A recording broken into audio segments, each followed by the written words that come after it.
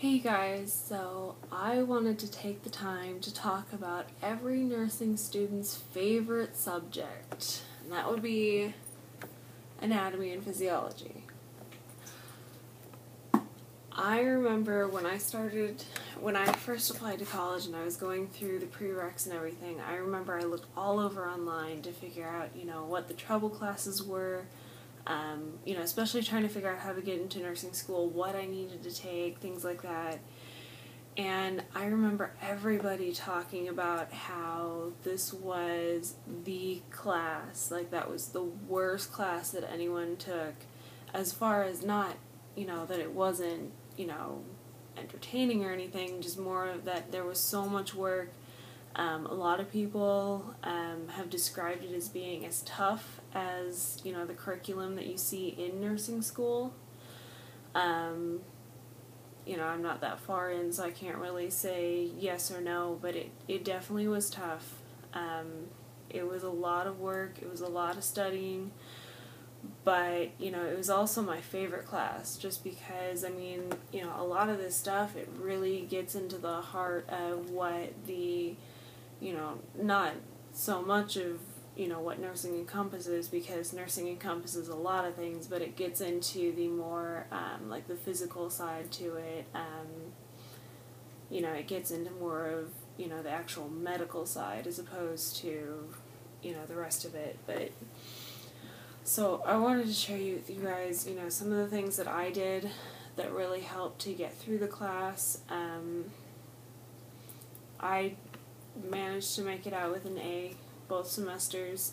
I worked my butt off, but it's really hard. I had two different instructors. I had for A&P1, I had one person, which I love my A&P1 teacher. I loved them both. The thing that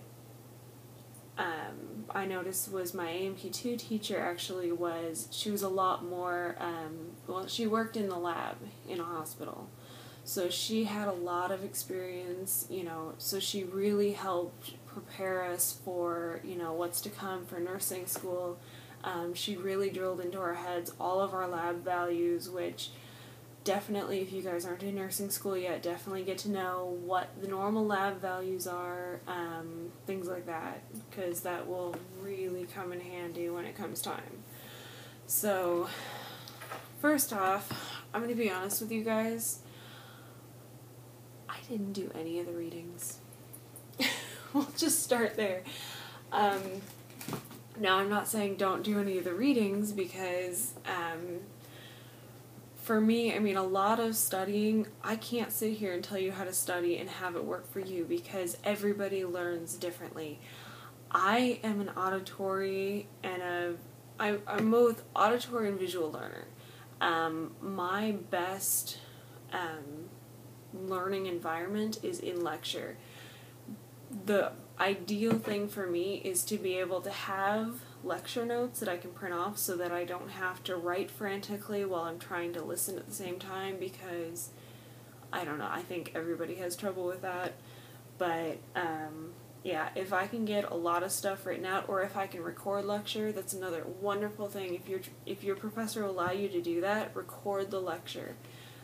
It'll give you something that you can come back with, especially if you can, even if you do, learn best by writing out notes, you're going to get so much information that it's going to be so beneficial for you guys to, sit down with, the tape recorder and just listen to the lecture and go back through your notes so you can make sure that you've got all the important information, to make sure that while you were writing down, this one piece of information, they weren't going over something, else that was really important. So, that's a really, really good thing to do. And I'm sure, almost everyone is going to get this, but we had, a laboratory manual. These become your best friend.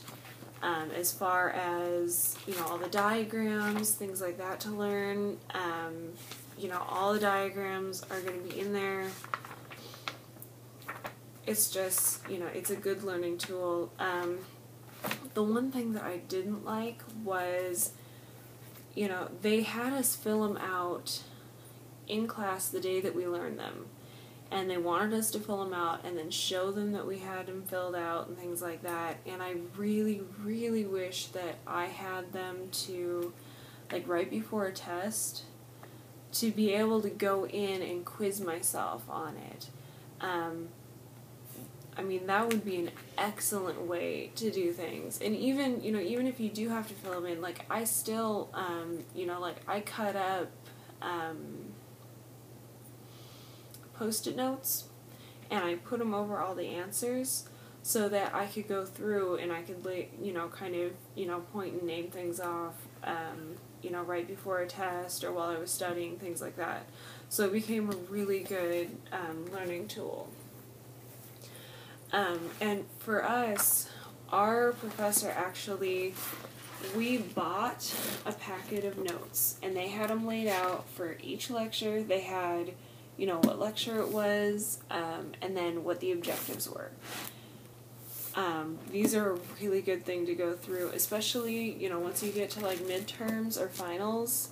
The best thing you can do is go through the objectives, find, you know, maybe make a mark or something, you know, anything that you don't feel comfortable with, and then go back into your notes themselves and, you know, pay attention, you know, closer attention to that first. That's the first thing that you should focus on. And then go back and kind of, you know, definitely reread your notes. Anytime you can, you guys, if you can bring your notes anywhere, you know, it's always, always a good idea to go back and just read your notes. You'll be amazed at what you can remember when you know, when you reread your notes any chance you can get. You know, I always made it a habit of, as soon as I got out, and that was a big deal for me because I had class from, gosh, it was like 6:30 to, you know, 9:45, something like that. So I got out late, but I always made it a habit of, when I got home, I didn't sit there and read word for word, but I would sit there and I would go through and I would kind of remind myself, like, okay, yeah, you know, we went through, you know, the needs of organisms. And, you know, quickly, you know, their water, food, oxygen, heat, you know, pressure, whatever. So that was huge for me. The other thing, to make it easy on yourself, if you guys do have notes like this, consider yourself blessed, because that's the best thing you can do. But I came up with a color code. I kept it very, very simple. And it was mainly so that I could have an easier way of finding things that I needed. And that was, I had a green highlighter, which was what I used to highlight all of the terms. So any terms that I needed to know, anything in bold, I highlighted in green. And it's already bold, but the green makes it stand out more. So it's easier for me to go back and say, okay, I'm looking for a certain term. I can quickly just browse the terms. It just saves some time. The other thing I did was anytime, and you can do this if you're writing too, but anytime that either your instructor tells you that, you know, something that you need to know is on a certain page, or if you have notes like this, anything that says, you know, go to a certain page, I highlighted all that in blue. And that was stuff that, you know, like the next day or whatever, you know, whenever I had the time to, I would sit down and I would go through and look at each of those pages. I already said I didn't use my book, like I didn't read the chapters or anything, but I always made sure that I went in and I looked at each of those pages, because they were usually tables, and, you know, any textbook, if they go through the trouble of, you know, making a table or, you know, something like that, then it's something that you should probably know. So that's a very good idea to do there. Let me think.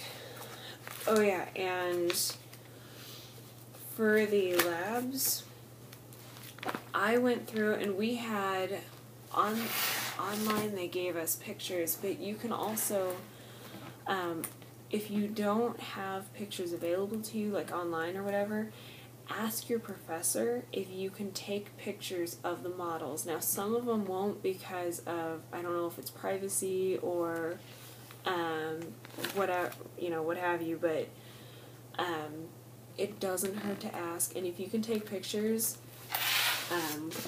we had them online, and it gives you an amazing study tool because, we can't always be in the lab. There's so many models that you guys will need to, know and be able to, name things on, especially when you get into the bones or the muscles. I mean, that stuff, there's just so much stuff there that, I felt like I couldn't spend enough time in the lab. I spent all the time I could, and it still didn't seem like enough. So I took, all the pictures, and once again, I've got my, my little Post-it note, and it covers, the answer. That way, I can go through and quiz myself with that too, and I use that right before a test. And if you can't take pictures, like I said, at least, spend every time you can, anytime you can get into the lab, go. Even if you have, 5-10 minutes, just, head to the lab, pull out that model, and just, go over those tough areas, the things that, you can't quite get to stick. Because I guarantee you can know, the diagrams and everything in your book, front and back, but the models, it's so different seeing it on one thing as it is on another thing, which, that's something that you're going to deal with in nursing too, because everyone's different. What was here is, maybe harder to find on somebody else. So, definitely it's such a good idea to see from the source to make sure that you're prepared for that test that day, since that's the model that, they're going to be using for tests. So yeah. Let me think. That's pretty much what I did. The only other thing that I really did was the day of the test. Well, the night before the test, I would always go through all of the information. I would highlight anything that I'm having trouble with. That's the stuff that I focused on.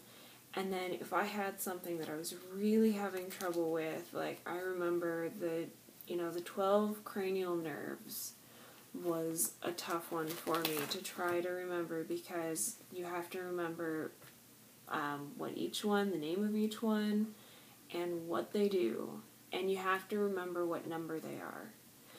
And it was so tough for me to remember that. And so, I created a mnemonic, which, if you don't know what that is, find out, because those will save your life. All they are is taking, like the, gosh, I can't even think of one off the top of my head. It's just taking the first letter of each word or phrase and creating a sentence out of it. But I created something like that, and I sat down, and that was the last thing that I looked at before I took the test. And that's a good thing for essays. If you know what the essay is, or if you have an idea, I wrote up essays right before the test. And I would sit down, and I would study it, and, it was a practice essay. And then, that would give me an idea of what information that I needed to include. It would help me understand what it was that, I maybe didn't have a full grasp on. It would help me think of the whole picture so that I wasn't struggling during the test. But, anything that you're having trouble with, especially the essays, have that be the last thing you look at. And if you have to, as soon as you get that test, sit down and do that essay. Pound it out. Then go on to the rest of the test. And don't be afraid to tell the instructor, if they're pulling people to go, take the lab portion, don't be afraid to say, can I have a couple minutes? I'd like to finish up my essay first. If they say no, they say no. But, if they can, we had a couple people who did that. And, they were more than happy to let them, as long as, once they got, everybody who was willing to go through, then, they had to go. But, anything you can get down right away, do it. That was a huge, huge help. So, don't be afraid, you guys. This class can be intimidating, but, it's such a good exercise for nursing. I mean, the tests are not the same. Everybody's heard of the nursing school tests being, the select all that apply, which we had some, and we all hated them. And, every answer is right except one. But, the amount of work and the amount of information, it's such a good tool to learn, when to filter things out. When to take information and when not to take in information. Because as you can see, I mean, we covered so much stuff. I mean, it was so overwhelming, especially when you get to midterms or the final. I mean, I remember, getting to midterm of my first semester and going, I don't remember anything from the beginning. I don't know how I'm going to do this. I remember thinking that I was going to fail right there. But, just taking a deep breath, going back through, rereading stuff, it all started coming back.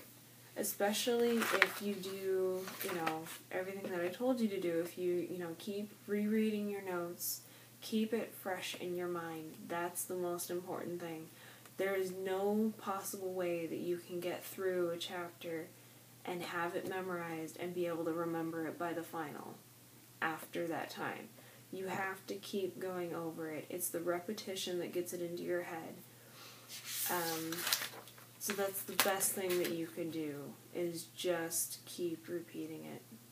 Just keep looking over it. One other really good resource that I used was I got the flashcards. They were the atlas. They had pictures of the models on them with, the numbered things. I thought they were really good and helpful. The only thing that I didn't quite like was they had a lot more than I needed to know. But the way I solved that was I went through, I pulled the ones that I needed at any time, and then I went through, and if, I went through and I highlighted the numbers on the front and I highlighted the answers in the back that I needed to know personally, so that I wasn't trying to name, some random, muscle or whatever that I had no clue what it was. So, yeah, hopefully that helps you guys. A lot of it is up to you, too. I mean, you're only going to get out what you put in, so you gotta be motivated and you gotta want this. You have to want this bad. Because without that drive, without that motivation, there's no way you're going to get yourself to, really be able to do anything. So, good luck, and, let me know how things go. If you guys have any questions, let me know, and I'll be sure to answer them. So, I'll see ya.